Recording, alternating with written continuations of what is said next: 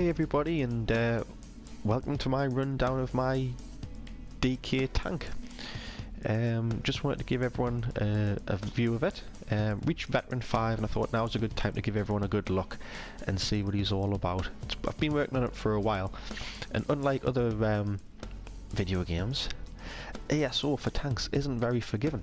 In fact, it takes quite some time to level up in comparison to DPSs and such like, which can be very frustrating. You can normally cut through an enemy like a knife through butter as a DPS, but as a tank it takes quite some time, so it's a bit frustrating to get there for as long as I have. So I guess I'm going to run through the skills I have, perks I have, what armour and such I have, how I've spent my champion points, and generally just to give you a good idea as to how to create a DK tank within ESO. So this is my guy, Cygnus, bit of a Raji, look at him. Whoa, menacing chap. Yeah, so he's basically got a pretty straightforward black and sort of bronzy sort of motif going on there, staring off into the distance like an absolute heed the bar, aren't you? Yes you are. And as usual, he's in the most unusual places you can possibly find. I find nothing more enjoyable than standing about in the most unusual places and just looking hard. And as it happens, this is a good place to go through my stuff. So let's take a look at the character first of all. So again, because it's a DK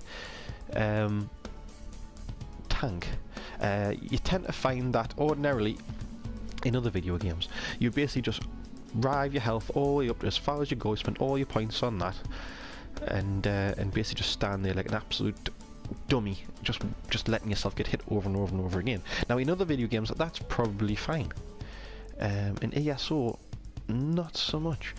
The problem that you have in ESO is that, like, not only does it take so long to level up, but if you're doing anything even remotely by yourself, you might as well not bother. You need to have at least a bit of a spread in terms of being able to do damage through your stamina and through Magicka. I've got Magicka here, as I'll go on to later on, but you've got to be able to do at least some damage to hold your own, otherwise you just will not progress.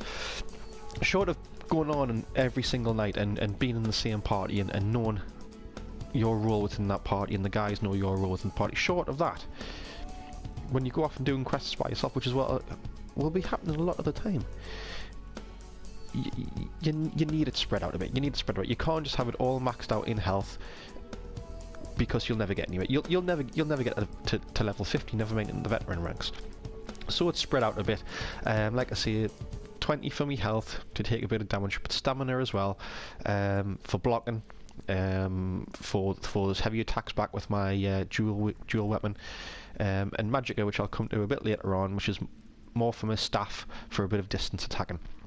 For active effects, I've got for the Mundus Stone, I've got the Lord, which is maximum health again. Again, being a tank, you need to have your health as high as possible type of thing. There are other ones that you can put in there. There are the Mundus Stones you can put in there as well. I've seen some quite good ones. Like the Warrior is a really good one and such like. But again, you've got to keep in mind that the role that I'm trying to play is a tank, so you've got to stand there and take the damage. So you want basically your health to be as high as possible, but at the same time within ESO at least being able to at least inflict some sort of level of damage to at least progress through the game. My skills that I've got, with us being a DK, I've got Ardent Flame, Draconic Power and Earthen Heart. Now I haven't put anything in Earthen Heart. Why? There's bottle there. There's absolutely nothing there of interest to me. That one maybe a little bit, yeah. You could argue that, you know, that's your job. That should be the first thing you get on. But the thing is, there are other ones within Ardent Flame, for example, and within Draconic Powers that's far more effective. And the passives, the passives. That was the only one. That's the Battle Roar's the only one. The other ones are an absolute waste of time if you're going to be a tank. Ardent Flame. I haven't got Dragonknight Standard purely because that's only ever really good if you're a PvE.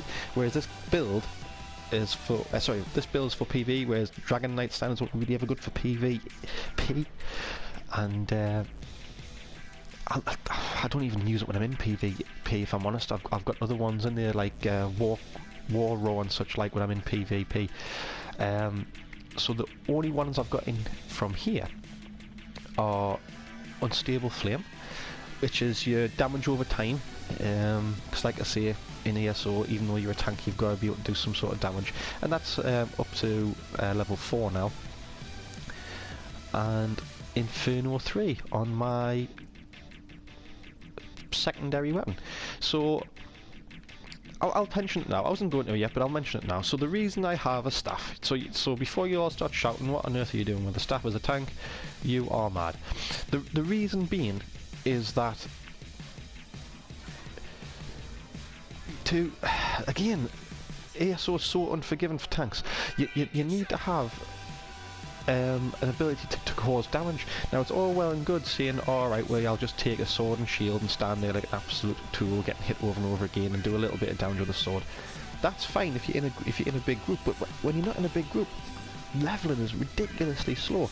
So I've got like as a main hand my battle axe, and then as my backup I've got a staff. Now the staff is for when you've done all that damage, when you've took all that damage that you need to take and you can't take any more, and you've got to stand off and you've got to let your stamina regen, you've got to let your health regen, jump to your staff, stand back, do a bit of magicka. That's why I've got a little bit of magicka in my character of 10. I haven't got too much because my primary focus is just to basically stand there and slug it out with the guy in front of us. But when you do get to that point where you are hanging in there, your health's really low, and you need to jump back and let your stamina, let your health regen, switch to your primary and just stand off for a bit. You know, you're going to be in groups of 4. You can't just be expected to stand there the whole time and get a hammering. You've got to be able to stand back and let someone else take the turn as well. And then once you've regened, the whole point is just to jump back in and you can be the guy that stands there while all your DPS baits sort you out. It's particularly important as well because ESO has a really low population of healers. So really in other video games, if you're a tank, you can stand there all day because you have a really good healer behind you, just constantly looking after you, making sure that you don't drop below say 33% all the time. That just does not happen. I've stood in queues before for absolutely ages to eventually get into a quest, only to find that I'm in there with 3 DPSs and say, and especially for veteran ones, and say that we need a healer in this. And we've started without a healer, we've went all the way through, and we're getting to like the 3rd boss or such like, and then we're stuck. We can't get any further. So the lack of healers in this game is ridiculous. But I digress. On we go. So the next one I have, Draconic Power. So this really is for your DK. So ultimate I have is Ferocious Leap 4, mainly because it does serious physical damage, but it absorbs 105% of your max health in damage over 6 seconds. So not only does that shorten distance between you and your enemy, because you can literally jump 6.5 meters, well, sorry, like on 20 meters towards an enemy. There's a chance of hitting you in them 20 meters. You can make up that ground.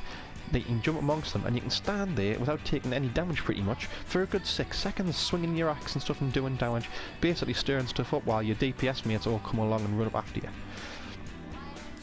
Next one. Now this really is a must-have. This is an absolute must-have for any tank as a DK. Hardened Armor 4. Pretty much use it every single time I combat anyone.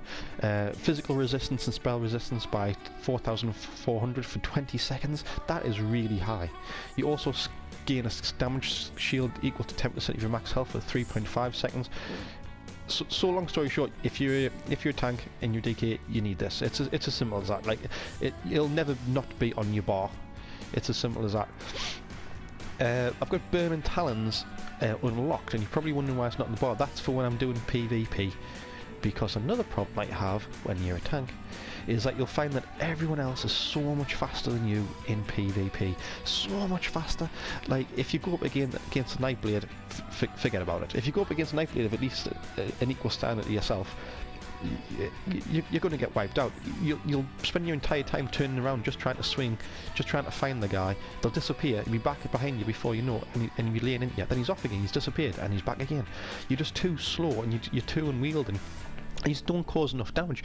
Burning Talons ties them down, gets them stuck into one place, so you can really let them have it. But like I say, that's only for PvP. I don't intend to have it on for PvE, because for PvE, my job is to stand in front of them anyway and keep them still. Congealating Blood, again, this is purely because of the tank.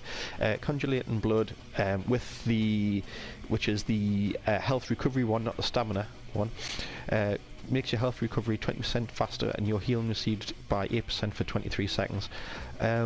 Also grants major fortitude and minor vitality. Yeah, does what it says in the tin.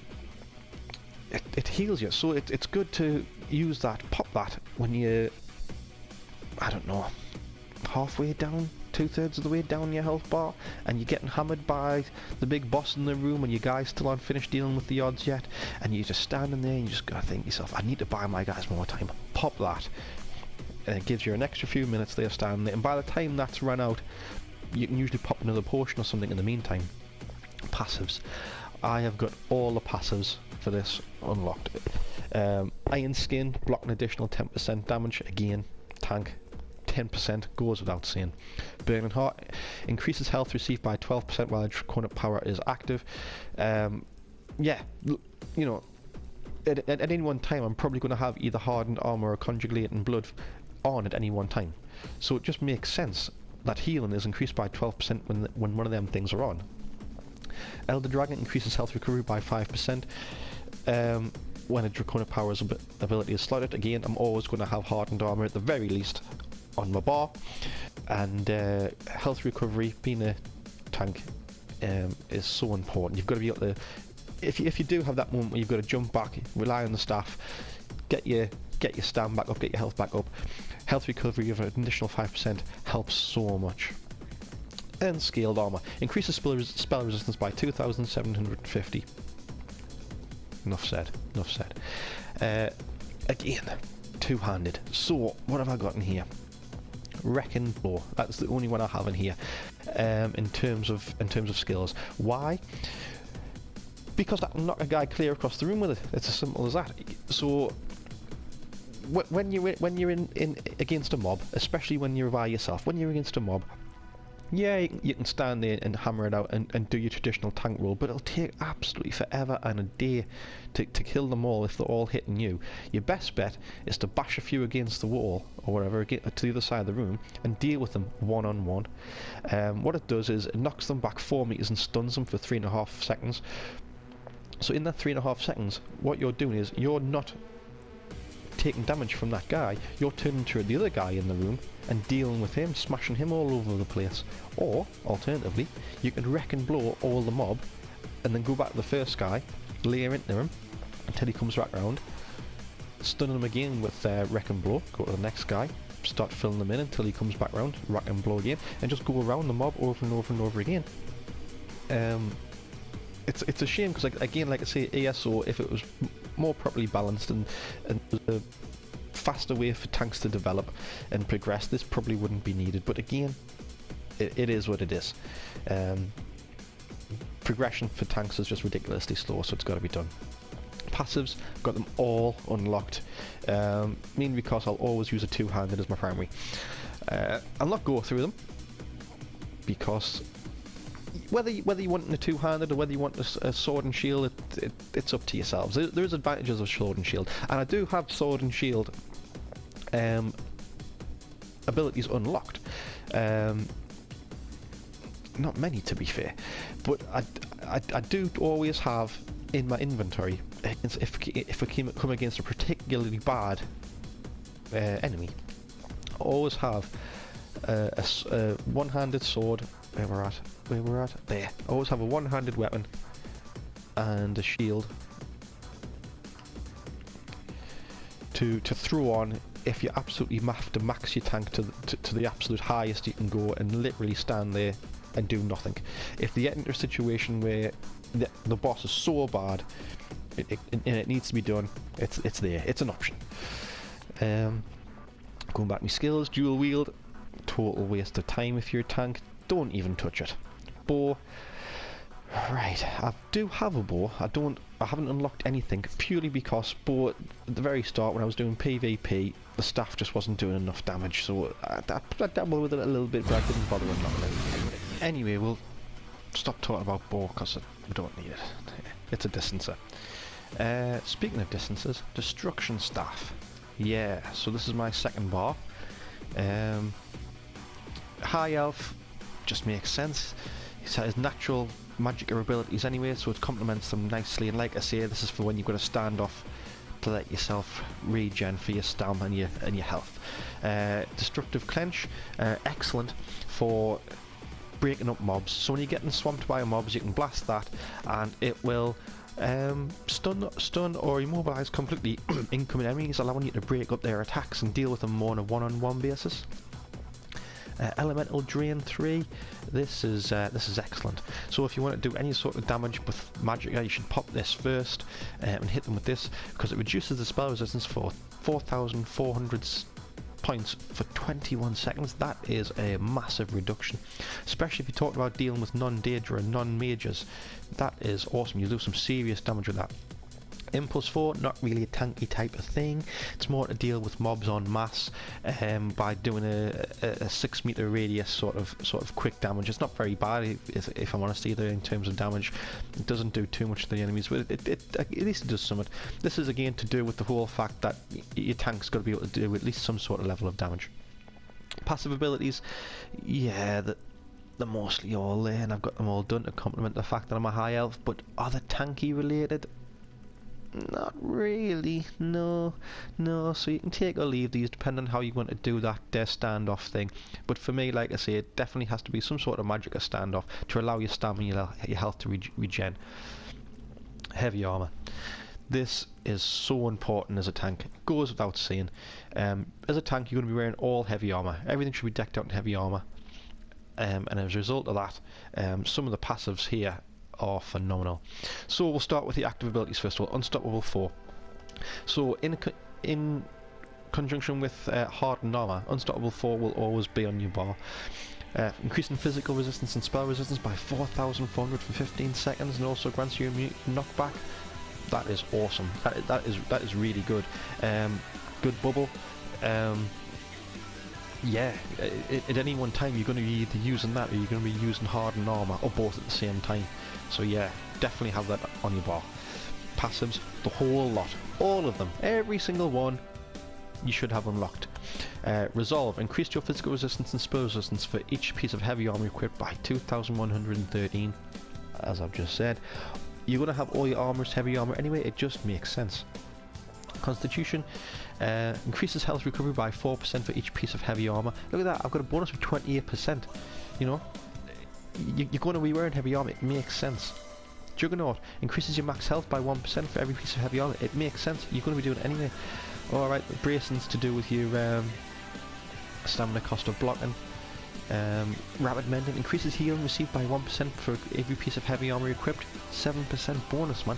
Yeah, you've got them on anyway, you know, you've got them on anyway. Unlock them. This whole tree here is the whole essence of being a tank. If you haven't got all these unlocked, you're not a tank. You can skip the rest, yeah, I've got the Circle of Protection if you do have to swap to being the sort of a restoration-y sort of healer type mid-dungeon, because I haven't got a good healer. But we'll brass over that, skim over that type of thing. Spiked Bone Shield 3, yeah, another way of just being able to take a bit of damage. Equivalent to 30% of your max health and return 34% damage to melee attackers. Yeah, it's a good one. But what's most important is when you're in a dungeon, it allows your allies to use the synergy, 61% of their max health. Yeah, it's a useful thing to have. You're going to be taking damage anyway, so yeah, it's a useful thing to have. Skip all them. High elf skills, again, like I say, is a way of complementing the fact that you're a high elf. And Magicka is naturally already going to be quite high anyway. You might as well avoid having to spend money attribute points by just maxing out these instead. So spell charge increases Magicka recovery by 9%. Yeah, Increases your max magic by 10%. Yeah, Gift of Magnus, man, go for it. Elemental talent. Increase your damage with frost, fire and shock. Or basically, in other words, any magic. Yeah. Keep your attribute points down for Magicka by filling them out. Final skill, blacksmithing. Yeah, the early stages, drops were terrible. There wasn't a lot to buy. Yeah, so I used it. You tend to find the drops now are quite good. So, yeah, just use the drops and improve them. For your champion trade, there's only a couple of ones I want to talk about. There's only the Lover and the Atronach, I think it is. So the Lover, Tenacity, increases the amount of Magicka and Stamina your heavy attacks restore by 2.16. Increases your Stamina recovery. The Mooncarf one, Arcanist, 2.6 for your Magicka recovery. Health, increases your health recovery by 3.5%. That's the biggie. And then the other one, which is over here, the Lord. Sorry, I said Atronach, I meant the Lord. Reduce damage taken from light and heavy attacks by 3.57%. Heavy armor focus. This is again to do with the fact you're going to be wearing all heavy armor anyway, and you want to be able to stand up there. Increases your physical resistance by 389 while wearing 5 or more pieces of heavy armor. Done, man. Yeah. Increase the effectiveness of healing received by 2.6% on the quick recovery. So yeah, they're the two constellations that you really want to try and spend some points in. I hope you enjoyed that video, guys. As always, click a nice like on the messages below and leave us a nice comment. If there's anything else you want Revolver 84 to cover, by all means let us know, and I'll see you out there.